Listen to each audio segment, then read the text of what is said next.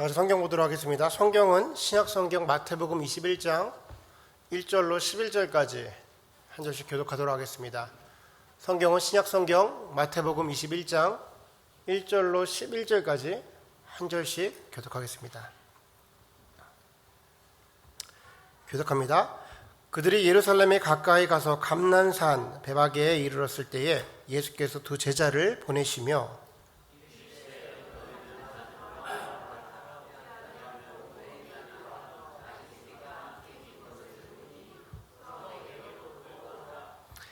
만일 누가 무슨 말을 하거든 주가 쓰시겠다 하라. 그리하면 즉시 보내리라 하시니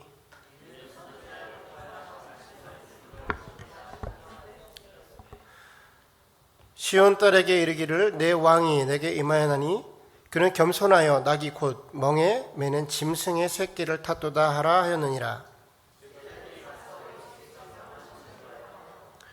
나귀와 나귀 새끼를 끌고 와서 자기들의 겉옷을 그 위에 얹음에 예수께서 그 위에 타시니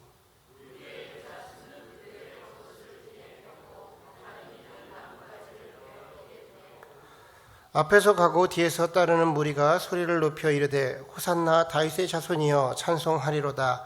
주의 이름으로 오시는 이여 가장 높은 곳에서 호산나 하더라.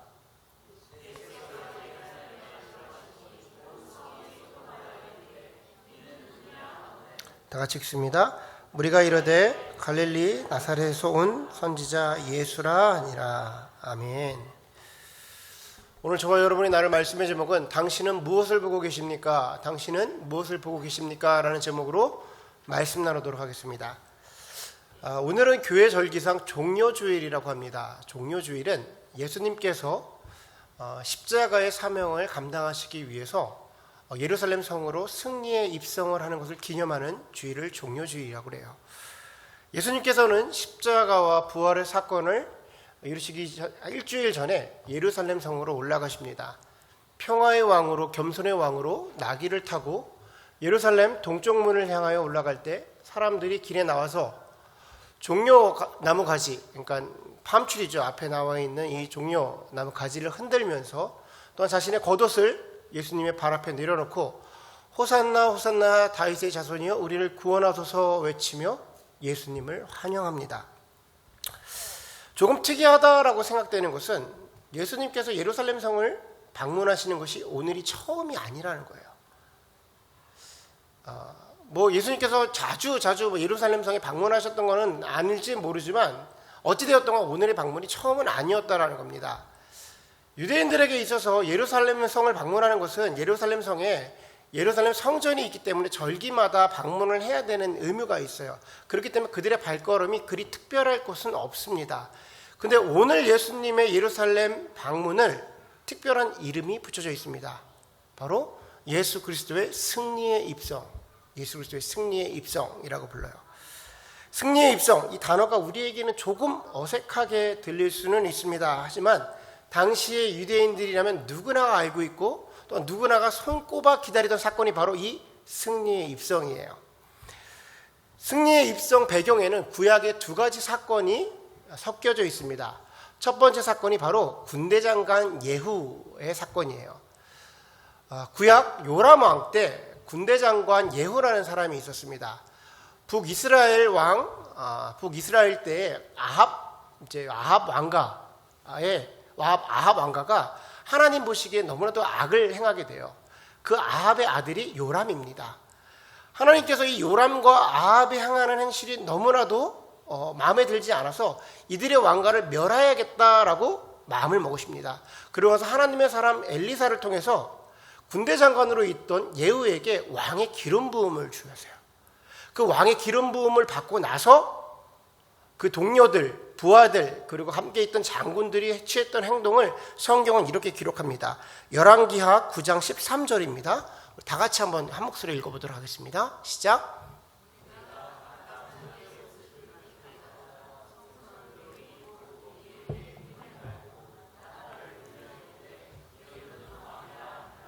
아멘. 일종의 왕의 대관식이었습니다.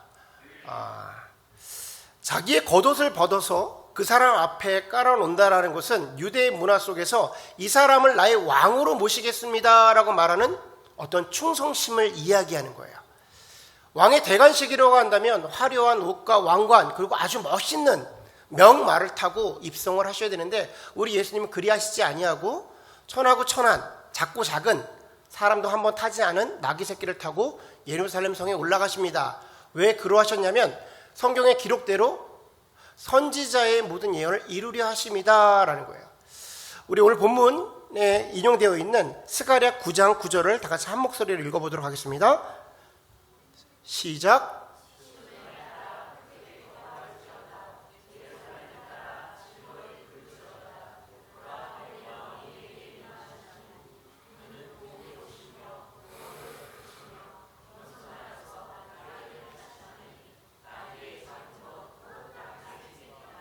아멘.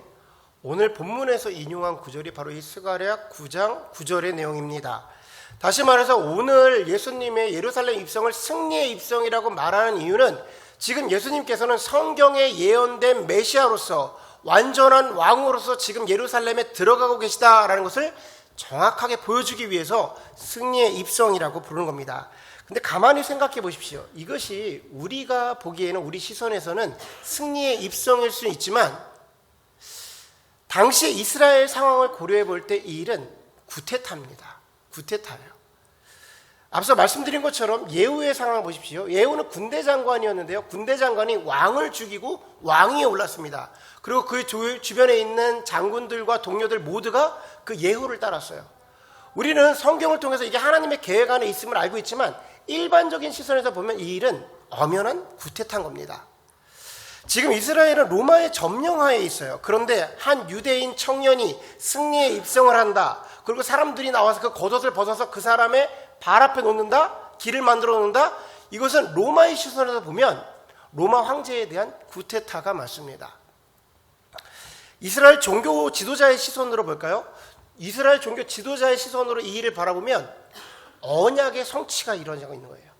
그토록 기다리던 메시아가 지금 왕으로서 예루살렘에 들어오고 계신 겁니다. 그런데 이상한 일이 몇 가지가 벌어집니다. 뭔가 이상한 점이 여러 가지가 있어요. 첫 번째, 로마가 아무런 반응이 없습니다. 지금 로마 황제를 향한 구테타가 벌어지고 있는데 로마가 아무런 반응이 없어요. 두 번째, 종교 지도자들과 제사장이 아무런 반응이 없습니다. 완전한 메시아이며 왕이신 예수님께서 지금 입성을 하고 계신데 아무런 반응이 없어요. 세 번째, 사람들이 아무런 반응이 없습니다. 물론 우리가 성경으로 볼 때 이 사람들이 종려나무를 흔들면서 호산나 호산나 하지만 우리가 익히 알고 있듯이 이 사람들은 5일도 버티지 못하고 예수님을 향해서 돌을 던지고 침을 뱉는 사람들로 변해버립니다. 왜 이런 일이 벌어졌을까요?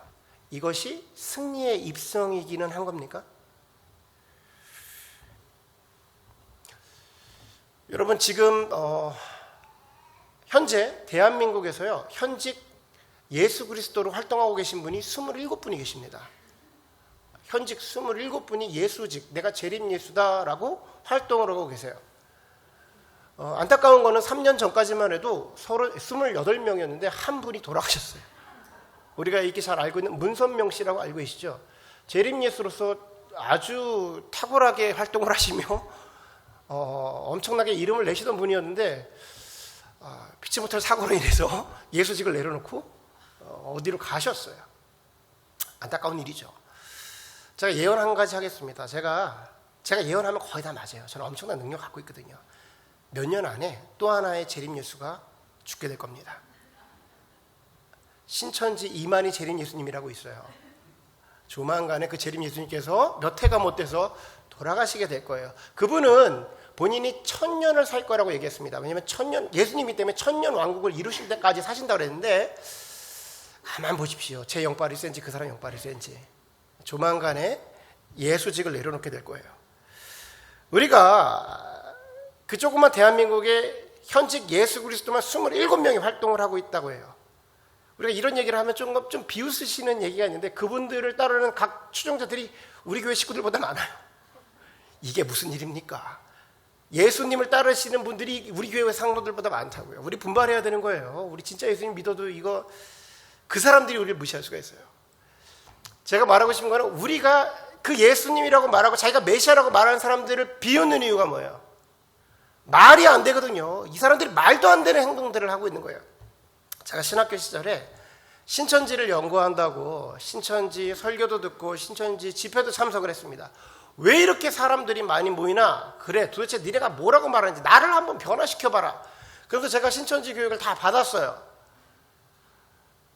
요한계시록 강의도 듣고 창세기 강의도 들었습니다. 그걸 들으면서 이런 생각했어요. 이게 뭐야? 말도 안 되는 거예요. 이게 말이야 똥이야 도대체 알 수가 없어요. 이 사람들 솔직히 재림예수를 해먹으려면 성의가 좀 있어야 되는 거 아닙니까? 나름대로의 체계도 있어야 되고 정성이 들어가서 교리도 갖추고 좀 그래야 되는데 도저히 말이 안 되는 거예요. 제가 보기에 이런 일을 하는 걸 보니까 성의도 들어가지 않고 말도 안 되고 도저히 인정해 줄 수가 없는 겁니다. 우리가 재림예수라고 말하는 사람들을 바라보면서 인정할 수 없는 이유는 그 사람들이 도저히 말도 안 되는 이야기를 하고 있기 때문인 거예요. 그런데 오늘 본문에 예수님이 말 그대로 승리에 입성을 하시는데도 아무도 반응을 하지 않는 것이 이와 비슷한 이유였다라는 거예요.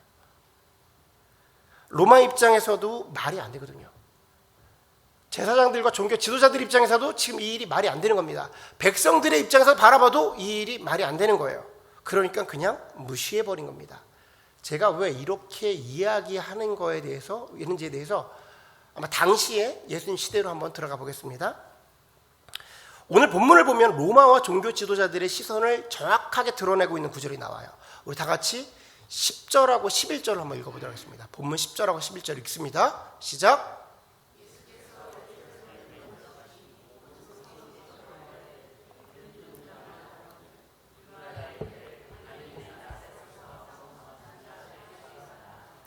아멘. 이 말이 무슨 뜻이냐면 이 사람들은요 지금 예수가 누군지를 모르는 거예요.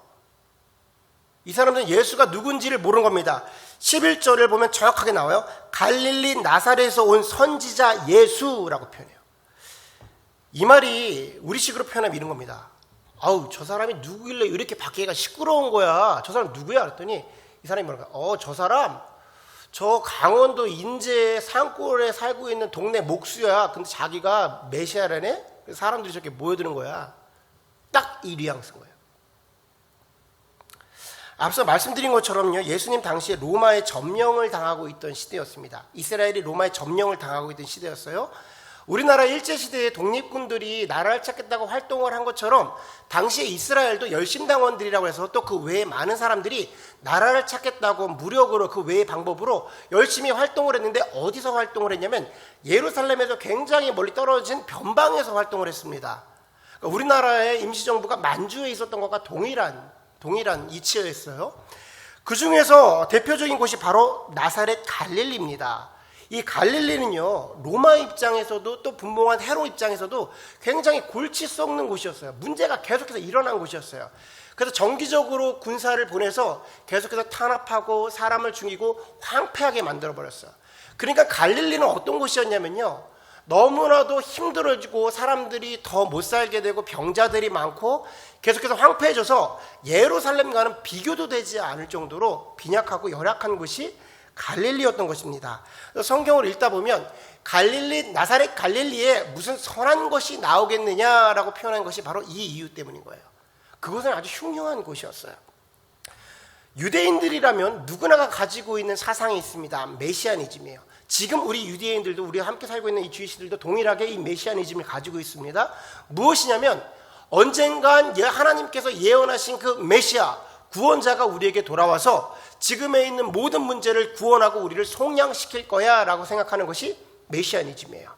그런데 지금 이 성경에 나와 있는 당시에 로마의 점령을 당하고 있으니까 이 메시아니즘이 아주 크게 달한 겁니다. 그래서 문헌을 보면 수많은 사람들이 자신이 메시아라고 등장을 해서 수많은 사람들을 추종하고 몰고 다니면서 밀란을 일으켰다고 그래요. 그리고 보통 그런 활동은 어디에서 벌어지냐면 바로 갈릴리와 같이 먼 곳에서 벌어지는 거예요. 그래야 탄압을 당하더라도 도망갈 수가 있고 그래야 자기네 다른 나라로 갈 수 있으니까 그렇게 해서 멀리 보낸 겁니다. 사실 우리에게 예수님은 대단하신 분이죠. 왕의 왕이시고 우리의 제사장이시고 우리가 믿고 따르는 구원자십니다. 그러나 당시 시선으로 보면 시골에 못 사는 추종자들을 몰고 다니는 어부 출신 창기 세리를 몰고 다니면서 자기의 세력을 넓히고 있는 일종의 그냥 33세 목수 청년에 불과했던 겁니다. 무슨 소리냐? 로마 입장에서도, 종교 지도자들 입장에서도, 예루살렘 사람들 입장에서도 예수님을 메시아로 도저히 받아들일 수가 없었던 거예요. 왕으로 받아들일 수가 없었던 겁니다. 왜냐? 말도 안 되거든요. 말도 안 되는 겁니다. 자기들이 생각하는 메시아가 있었어요. 자기들이 생각하는 예수의 모습이 있었습니다. 그 모습은 다윗의 왕의 권세를 가지고 이 땅을 호령하며 왕의 왕으로서 이 나라를 회복해야 할 그런 인물이 필요했던 거예요. 그 인물을 기다리고 있었던 거예요. 그 인물을 자기의 메시아로 기다리고 있었던 겁니다. 그런데 어떤 목수 출신의 사람이 와가지고 자기가 메시아라고 말하는 거예요. 그러니까 대꾸도 해버리지 않은 겁니다.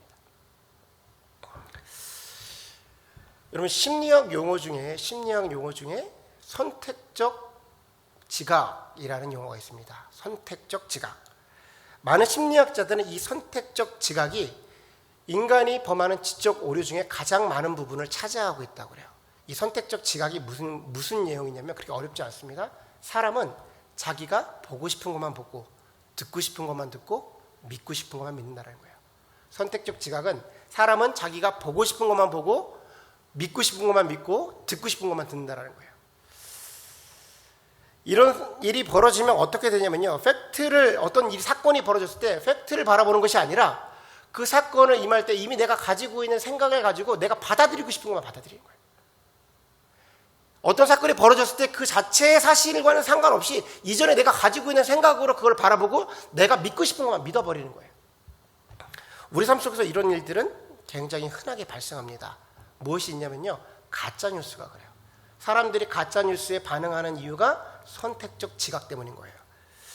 예를 들어 트럼프 대통령이 아무리 국제활동을, 국제외교를 자기 마음대로 하고 개체반으로 하고 진짜 깡패처럼 막 해가도 가짜뉴스에 이 일로 인해서 미국이 최고의 호황을 누리고 있습니다 라고 말하면 트럼프 지지자들은요, 트럼프를 응원합니다.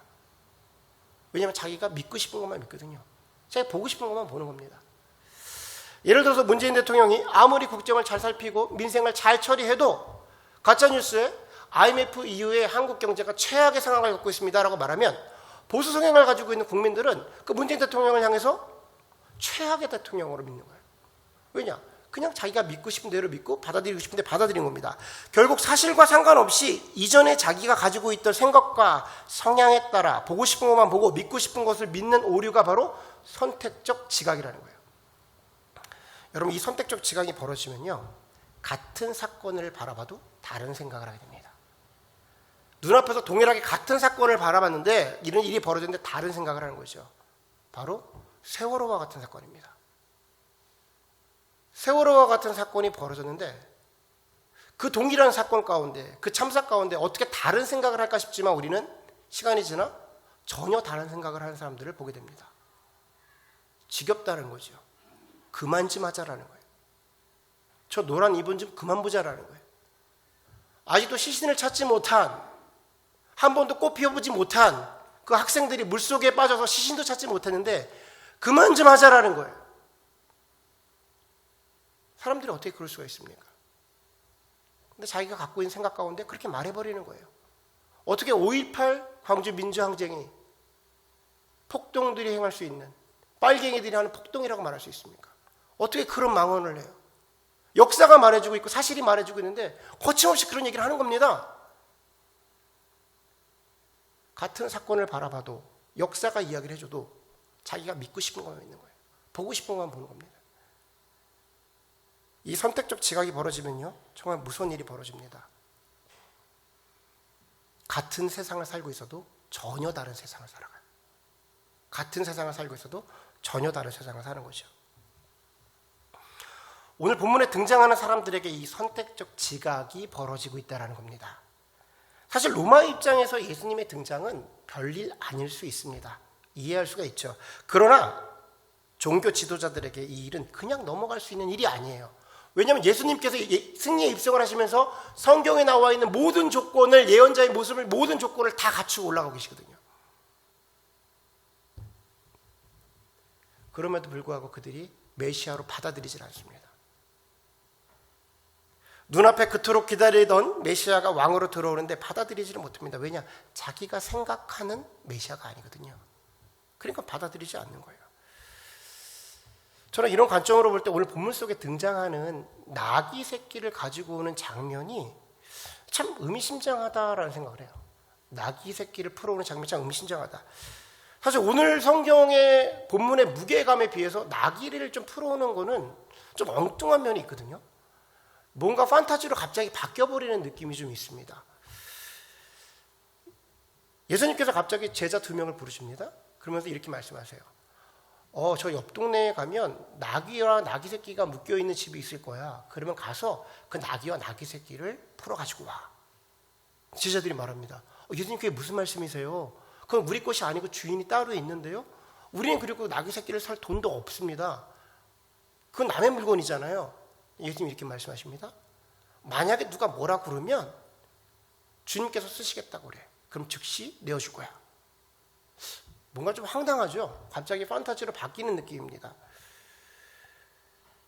예를 들어서 우리 주성 집사님이 봄을 맞이해서 그 사랑하고 아끼시는 검정색 렉서스를 세차를 하고 있었어요. 갑자기 어떤 두 사람이 지나가면서 우리 스승님이 그 차를 좀 쓸 테니 키를 주십시오. 그런 거예요. 주성 집사님 키를 내어주겠습니까? 여기나 안 퍼먹으면 다행이죠. 이런 일이 벌어진 거예요, 실제로. 낙이 그리니까 내어줄 수 있을 것 같죠. 실제로 우리 삶 속에 이런 일이 벌어진 거예요. 줄 수가 없는 거죠. 이렇게 황당한 사건이 오늘 본문 속에 있는 것은 제가 오늘 본문을 이렇게 묵상하면서 왜 이런 일들이 벌어질까? 도대체 왜 이렇게 엉뚱한 사건이 벌어졌을까라고 생각을 했어요. 근데 제가 오늘 본문을 묵상하면서 이것 안에 예수님의 정확한 의도가 담겨져 있구나. 예수님이 분명히 의도를 가지고 일을 하셨구나라는 묵상을 하게 됐습니다. 3절을 보면 이렇게 써 있어요. 누가 무슨 일이냐 묻거든 주가 쓰시겠다 말하라. 그러면 즉시 보내겠다라고 그래요. 여기서 주가 쓰시겠다 해서 주라고 표현된 것이 보면 그 유명한 헬라어 호 퀴리오스라는 단어가 사용합니다. 호 퀴리오스. 이 호큐리오스라는 단어는 성경에 단 한 번밖에 쓰이지 않는데 우리는요 항상 주님, 주여, 우리와 함께 하시는 주님께서 이런 얘기할 때 우리가 사용하는 이 주님은 다 호큐리오스예요. 성경에 단 한 번밖에 등장을 하지 않습니다. 단순하게 주인님을 말하는 로드를 말하는 것이 아니라 창조의 주인이시며 만유의 주인이신 그 창조주이신 하나님을 표현할 때 호큐리오스라는 단어를 사용해요. 이 단어가 오늘 본문상에 사용되었다는 것은 예수님께서 다소 엉뚱해 보이는 나귀 사건을 통해서 내가 지금 예루살렘에 올라가고 있는 것은 완전한 왕으로서 창조의 주인으로서 만유의 주인으로서 지금 예루살렘에 올라가고 있는 거야 라고 정확하게 그 모습을 드러내고 계신 거예요. 여러분 사실 이 정도가 되면 종교 지도자들은 눈치를 채야 되는 거 아닙니까? 로마는 관심이 없었다고 치고 백성들은 몰랐다고 쳐도 종교 지도자들은요 사실은 이 정도 단어까지 사용했으면 사실은 눈치를 챘어야 되거든요. 그런데 전혀 반응하지 않습니다. 왜냐? 자기가 생각했던 메시아가 자기가 생각했던 예수가 아니었기 때문이에요. 선택적 지각에 묶여버린 겁니다. 저는 지금 예수를 믿고 있는 우리 그리스도인들 안에서도 교회 안에서도 이 선택적 지각의 오류가 범해지고 있다라고 생각을 합니다. 쉽게 말해서 우리 안에서 내가 믿고 싶어하는 예수를 믿고 살아간다는 거예요. 내가 믿고 싶은 대로 믿어버리는 겁니다.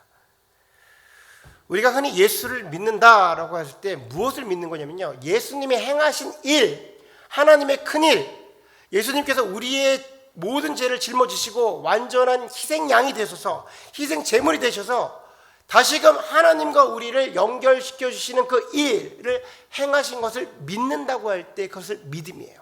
그 행하신 일을 믿는 거예요. 우리가 이것을 믿을 때에 구원을 받는 겁니다. 자, 기억하셔야 돼요. 우리가 예수를 믿는다라고 할 때 무엇을 믿는 거냐면 예수님이 행하신 일을 믿는 거예요. 십자가의 사건으로 인해서 하나님과 나를 다시금 연결시켜 주셨어. 이거를 믿을 때에 우리가 구원을 받는 겁니다. 이것이 성경이 말하는 예수 그리스도예요. 그럼 예수님이 우리에게 주실 수 있는 은혜, 축복, 상금, 기쁨, 인도하심 무엇인가요? 예수님이 우리에게 주실 수 있는 상급, 축복, 상급 은혜 이런 거 다 뭐예요? 주님이 주실 수 있는 게 뭐가 있어요? 구원이죠.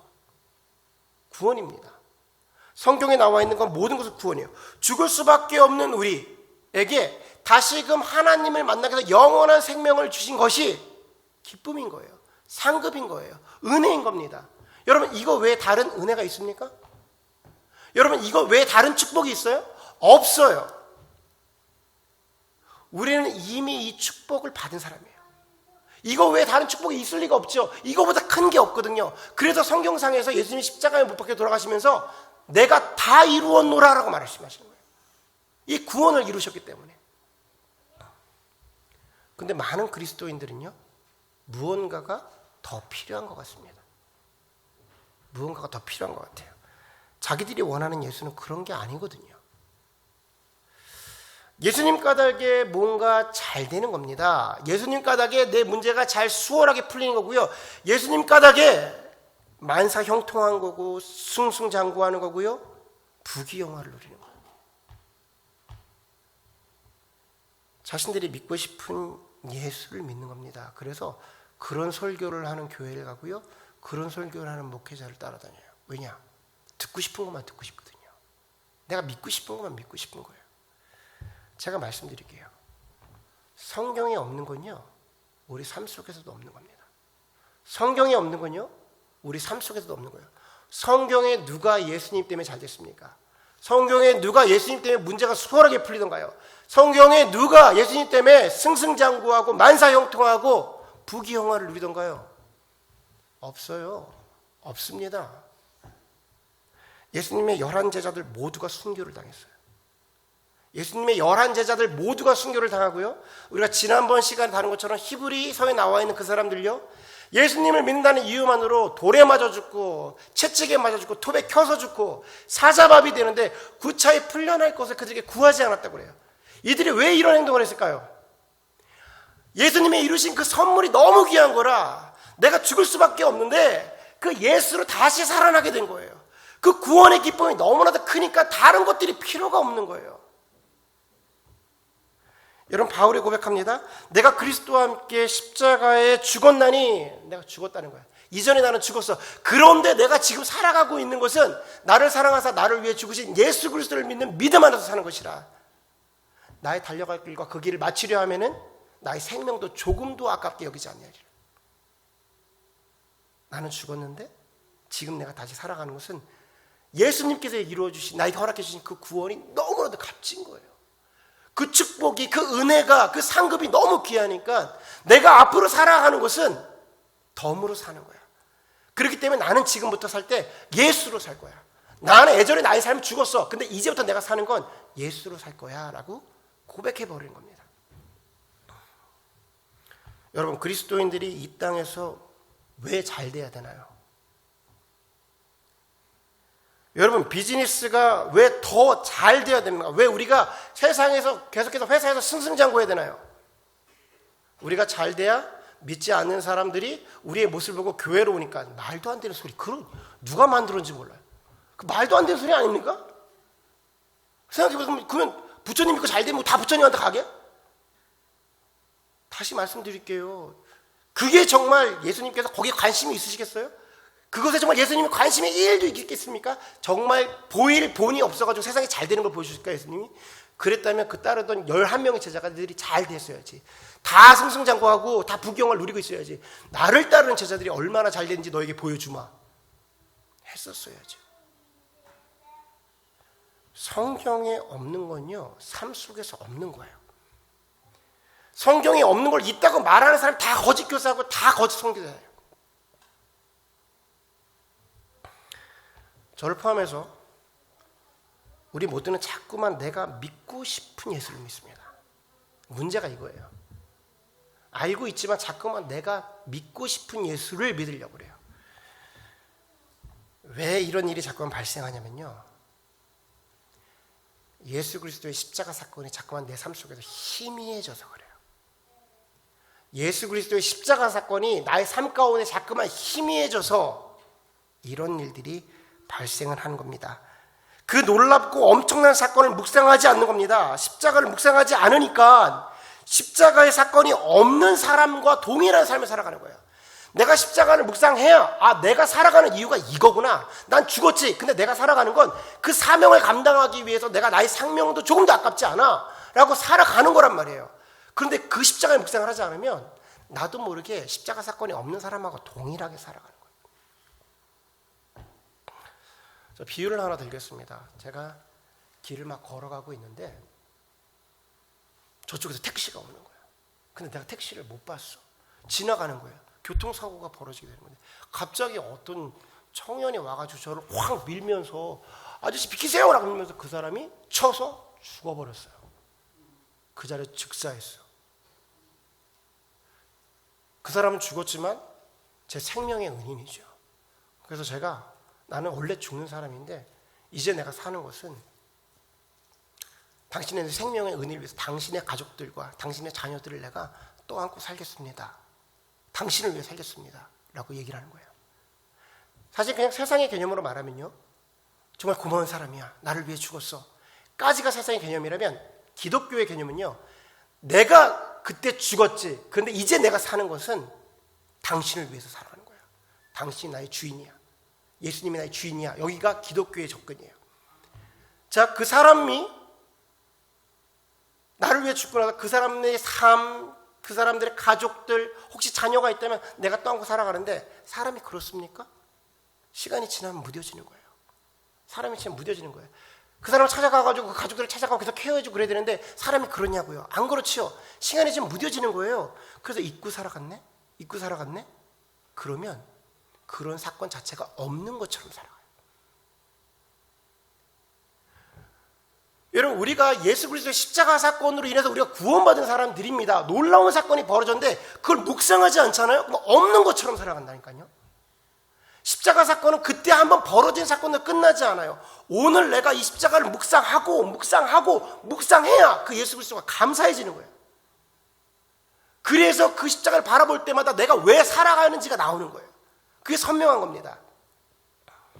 저는요, 개인적인 얘기를 할 때 우리 목장 때 잠깐 나눈 건데요. 우리 목사님과 우리 한 목사님과 제가 스승과 제자 관계지만 제가 가만히 어느 날 앉아서 항상 의도적으로요. 우리 목사님의 감사한 내용들을 머릿속에 계속해서 읊어요. 목사님 정말 감사하지. 나 정말 아무런 능력이 없을 때, 예전에 청년 때에 또 목회자가 돼서도 기회를 주시고 계속해서 품어주시고 부족한 데 세워주시고 결국 나 이렇게 만들어주고 지금까지 인도하시는구나. 그 외에도 그 감사한 거를 계속해서 의도적으로 떠올려요. 왜? 그래야 떠오르는 거예요. 그래야 떠오르는 겁니다. 그렇지 않으면요, 잊어. 시간이 지나면 당연한 거라고 생각해요. 저는 우리 부모님에게도 동일한 작업을 합니다. 가만히 앉아서요, 어머니를 향해서 고마운 것을 계속해서 떠올려요. 어머님이 정말로 힘든 걸 하셨지. 어머님이 이 일도 감당해 주시고 내가 이렇게 될 때까지 이렇게 해주시고 이렇게 해주시고 계속해서 떠올려요. 의도적으로 시간을 갖고. 왜? 그렇지 않으면요, 당연한 일이 돼버려요. 그거 당연한 거 아닙니다. 당연한 거 아니에요. 애를 쓰신 거고요. 희생하신 거예요. 그렇기 때문에 떠올려야지만 계속해서 그 관계를 유지할 수 있는 거야. 제가 동일하게 예수님의 사건을 바라보면 십자가를 바라보면서 우리의 의지를 가지고 십자가를 바라봐야 된다고요. 내가 아침마다 일어나서 십자가를 묵상해야 예수님이 나에게 귀하고 감사하고 고마운 줄 아는 거예요. 그렇지 않으면요, 십자가 사건이 없는 사람하고 동일하게 살아간다는 거예요. 그 십자가 사건을 바라보지 못하면, 묵상하지 않으면 내가 믿고 싶은 예수를 믿어요. 나도 예수 믿고 잘 되고 싶지. 저도 예수 믿고요 막 승승장구하고 싶죠. 근데 그런 게 성경에 없단 말이에요. 묵상하잖아요. 그 구원에 주신 것에 감사하고 그 축복에 감사하고 이것이 축복이고 내가 은혜의 빚진 자지. 내가 죽을 수밖에 없었는데 그래, 내가 지금 살아가는 것은 이 예수 그리스도를 위해 살아가는 거야. 내 삶이 이것이지. 계속해서 검증하는 거예요. 여러분, 비즈니스요? 그 일을 통해서 예수 그리스도가 나타나십니까? 그 일이 나는 죽고 예수로 사는 일입니까? 확실합니까? 그건 하나님께서 공급하시는 거예요. 회사요? 그 일을 통해서 예수 그리스도가 나타나는 일입니까? 그 일이 나는 죽고 예수로 사는 일입니까? 그럼 예수님께서, 하나님께서 지경을 넓혀주시는 거예요. 이게 하나님의 원리예요. 그 일 자체가 하나님의 일이 돼버리잖아요. 하나님이 공급하시는 거예요. 그게 우리 눈으로 보일 때 예수 믿어 잘 되는 것처럼 보이는 거죠. 말씀을 마치겠습니다. 고난주간이며 부활주간을 맞이하고 있습니다. 예수님의 십자가 사건이 더욱 선명하게 드러나는 한 주간이 될 거예요. 여러분, 십자가를 바라봐야 합니다. 십자가를 묵상을 해야 성경이 말하는 예수님을 바라볼 수가 있어요. 십자가가 없는, 내가 믿고 싶은, 십자가 없이는 내가 믿고 싶은 예수만 믿을 뿐이에요. 우린 자동적으로 그렇게 가게 되어 있습니다. 마태복음 5장을 보면 심령이 가난한 자는 복이 있나니 천국이 저희 것이미로다 라고 그래요. 심령이 가난한 자는 복이 있나니 천국이 저희 것이미로다. 우리 심령이 비워져야 돼요. 우리 심령 가운데에 세상의 찌꺼기를 걷어내야 됩니다. 나도 모르게 틈타고 있는 그 사단의 견고한 진들을 무너뜨려야 돼요. 그리고 그 안에 선명하게 빛나는 십자가를 집어넣고 계셔야 돼요. 아침에 일어날 때마다요, 이 십자가를 묵상하십시오. 아침에 일어날 때마다 예수 그리스도를 묵상하십시오.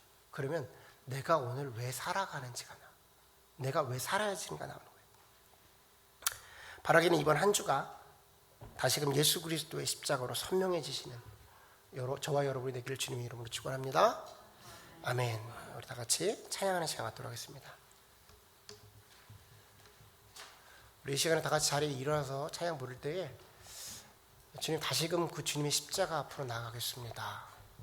내가 다시금 그 십자가를 붙잡겠습니다. 다시금 결단의 찬양이 되시길 바랍니다.